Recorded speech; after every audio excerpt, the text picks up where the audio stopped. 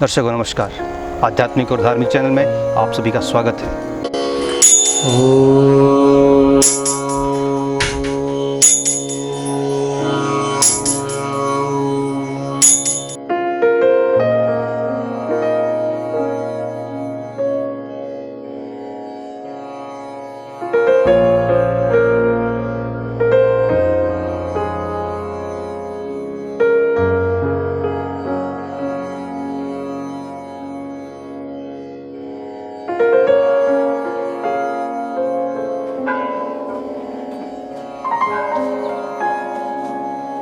मंदिर भ्रमण श्रृंखला में हम आज पहुंच चुके हैं अल्मोड़ा में स्थित चितई गुलु मंदिर के दरबार में। यूँ तो चितई गुलु मंदिर की महिमा अपरंपार है, लेकिन हम यहाँ के पुजारी जी से और अन्य लोगों से जानकारी लेंगे कि चितई गुलु का जो इतिहास है वो क्या रहा है।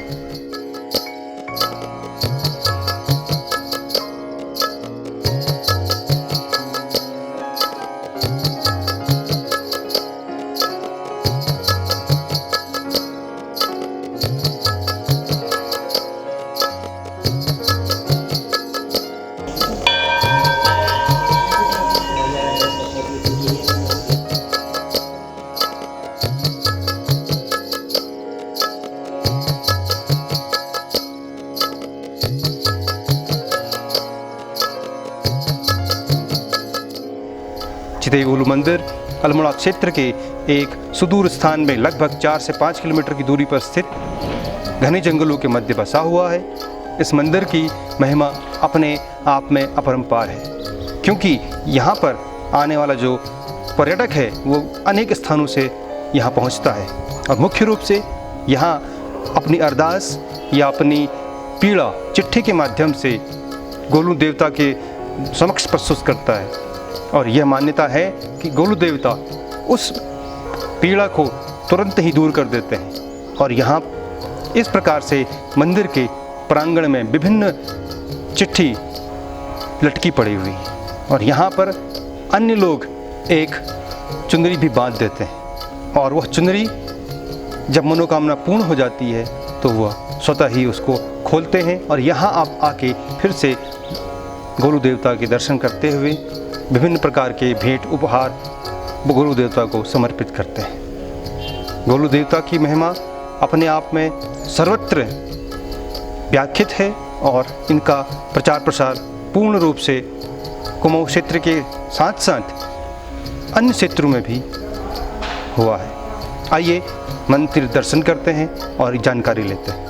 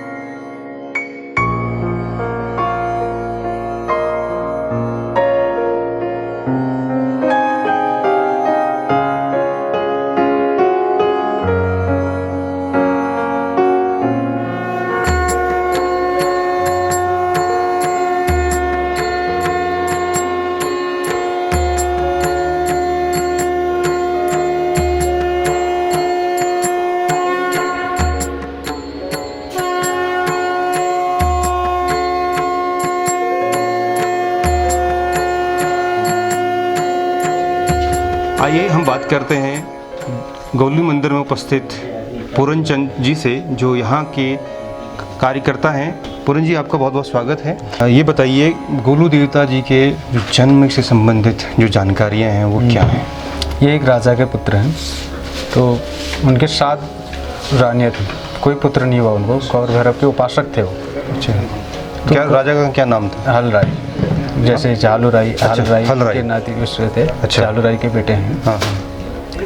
तो उपासक थे, तो इन्होंने बहुत तपस्या की उन्होंने, लेकिन कोई पुत्र नहीं हुआ। तो गौर भैरव भी उनके खुद ही पसंद वो है या साधु जो भी हुआ हवन उन्होंने किया। तो उन्होंने कहा कि आपके भैरव में जन्म खुद लूँगा।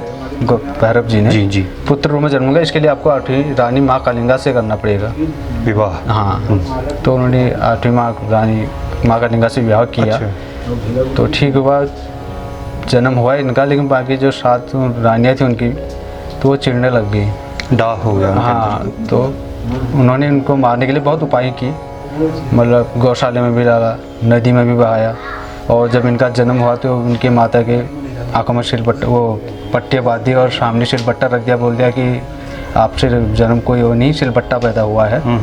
तो ये काली नदी में बहाए गए। काली नदी से बहते हुए ये गोरिया नदी में पहुँचे, इस नाम से गोरिया नदी भी, गोरिया नाम से भी पुकारे जाते हैं। अच्छा, गोरिया, इसी वजह से गोरिया नाम से पुकारा जाता है। ठीक। तो होते हुए किसी मछुआरे को मिले, तो मछुआरे ने उनका लालन पालन किया, तो बड़े होकर थोड़े बच्चे ही थे, तो उन्होंने काठ की घोड़ी मंगवाया।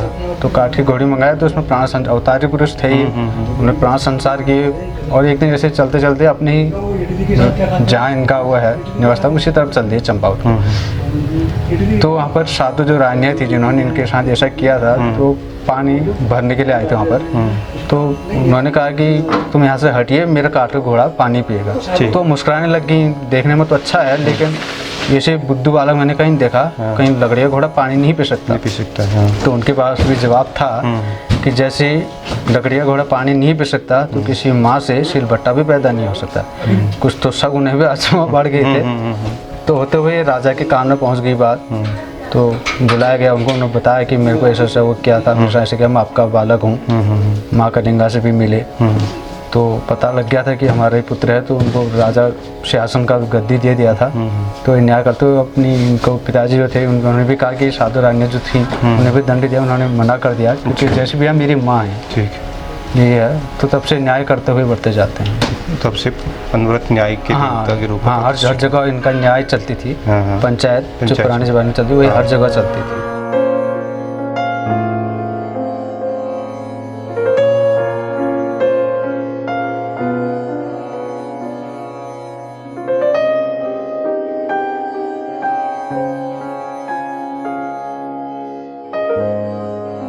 अब हम बात करते हैं चितई गुरु मंदिर में पुजारी श्री प्रकाश पंडित जी से, और उनसे जानेंगे कि इस मंदिर की स्थापना कब हुई थी और कब से यहाँ पे ये पुजारी हैं। पंडित जी, आपका हमारे चैनल में स्वागत है। पंडित जी, आप हमें ये बताइए कि इस मंदिर की स्थापना कब हुई थी चितई में, और किस प्रकार से आप कब से यहाँ पे पूजा पाठ कर रहे हैं? इसकी स्थापना तो मतलब तो 500 बरस पहले हुई। जी जी। वैसे ये मंदिर हमने बनाया 1919 में बना। पहले छोटा था तो अब बड़ा बनाया। हाँ। 1919 में इसका हो गया जी। तो 1919 ही हम लोग यहाँ पुजारी देख ले गए थे। अच्छा। तो हमारे बंसी जो भी थे क्या है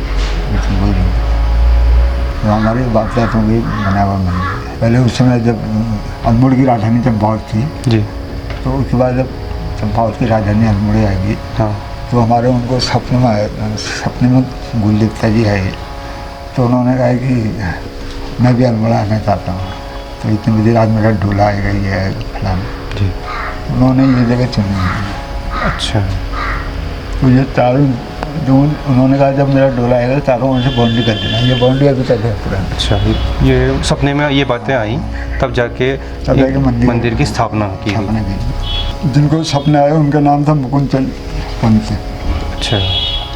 लोगों की भी यहाँ मनोकामना पूर्ण होने लगी जी, तो ये ज़्यादा वो हो गया प्रसिद्ध। तो बाद में इसको इनको न्याय के देवता के रूप में मानने जाने लगे। अच्छा। इनको कहीं न्याय नहीं मिलता था कि कोई आए।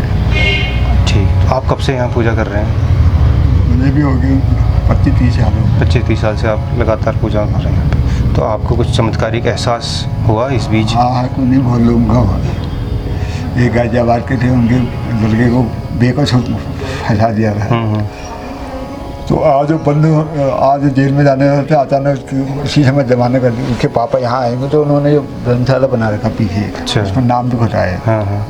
वो भी अधिकारी है, जैसे डीएम है जी। पहले चार्ज लेने के पहले यहाँ दर्शन करने आया था, उसके बाद चार्ज लिया। उसके बाद चार्ज हाईकोर्ट का जज जी को वो भी पहले यहाँ वो करेगा, उसके बाद चार्ज लिया। तो पंडित जी ये बताइए, जो जागर लगती है, तो जागर में गोलू देवता जी के जो व्याख्या है वो किस प्रकार की व्याख्या, उनके किस प्रकार गुणों का गुणगान किया जाता है? जागर में पकड़ करते हैं ना, इनके साथ जो काल भैरव है जी, तो ये काल भैरव को उसके लिए वो खाने का इंतजाम वही करते हैं जी। बकरी है जैसे कुछ है ना, हाँ, तभी जगह जगह पकड़ करते हैं, गुलजी पकड़ करते हैं जी। अपने घर में। तभी वो जाकर लगाते हैं, भी कहते हैं तेरे को बकरी देनी है, कुछ देना है, सब इसके लिए करने वाले हैं। वो तो दूध आ रही है, उनको तो दूध चढ़ने वाला है। अच्छा, गोलजी को दूध चढ़ता है और जो बकरी चढ़ती है वो काल भैरव वो को। काल भैरव के लिए लेकिन अब तो बलि प्रथा खत्म हो गई है, होती है, कम होती है, वो लगभग बंद हो बाहर गई। होती है, मतलब गेट से बाहर। लेकिन एक समय था जब बलि अंदर ही होती थी, अब तो नहीं हमने है। अंदर यार पहले से अंदर नहीं होती, यहाँ से गेट से बाहर। अच्छा, पहले से भी बाहरी होती थी, लेकिन ये है कि अंदर आती थी, मतलब अब अंदर ही मना कर दिया, अब बाहर ही काट के अपने लिए।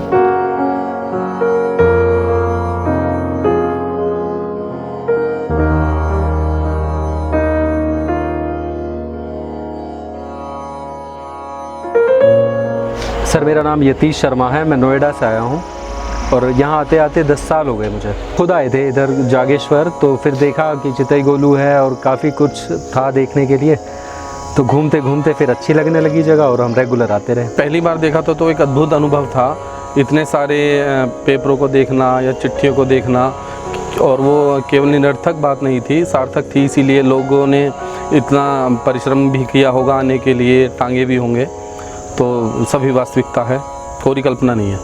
आध्यात्मिक चेतना के लिए यदि आना चाहें तो उत्तराखंड में जागेश्वर धाम, चितई गोलू और अल्मोड़ा बहुत अच्छी जगह हैं, और आपकी मानसिक शांति, पारिवारिक शांति, घर के चिक चिक से निकलने के बाद यहाँ पर आपको अत्यंत अच्छा अनुभव मिलेगा। ये संदेश देना चाहूँगा, एक बार चितई गोलू जागेश्वर धाम आएँ, बाकी तो वो बार बार अपने आप आने लगेंगे।